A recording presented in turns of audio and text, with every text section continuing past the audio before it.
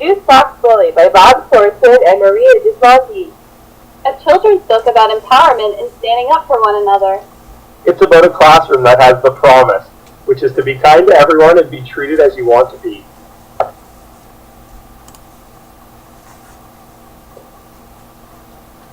Have you ever seen a bully in action and done nothing about it?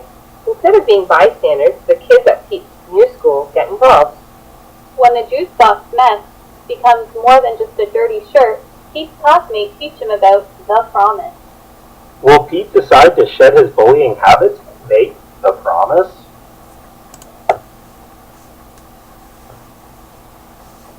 He didn't play in group games, and he was a bully because he was bullied at his old school. At this school, the kids speak up or ask for help from an adult, but we won't stand by and watch the bad behavior. This is a classroom promise in the book. We promise to take care of ourselves and each other. We promise that in this class, nobody would stand by and accept bad behaviors. We want you to be a member of the class and make the same promise. Pete walked away, he ate alone, and chose to bully and make fun of kids in the class.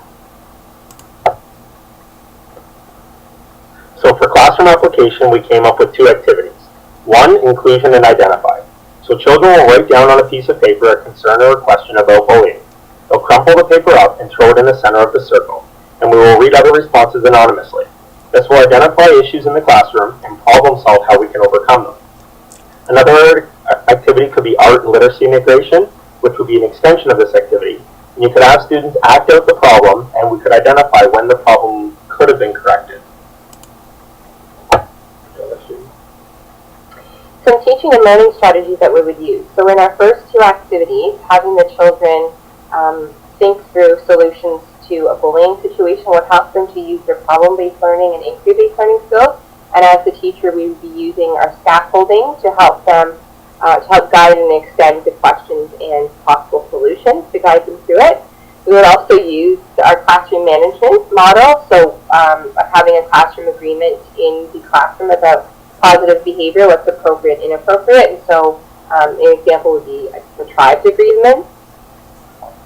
There's also anti-bullying programs such as WIT that is used in grades kindergarten to 3. The WIT stands for walk away, ignore, talk it out, and seek help. And there's the LEADS program, which stands for look and listen, explore, act, did it work, and seek help, which works in grades 4 to 6. The curriculum relevance for this social justice book, we found out of the language curriculum document on page 152 that critical literacy goes beyond critical thinking and focuses on issues relating to fairness, equity, and social justice. Second link to the curriculum in the language curriculum document is on page 28. Critical thinking skills include the ability to identify perspectives, values, and issues, detect bias, and read for implicit as well as explicit meaning. We are the kids, not friends. No. Thanks.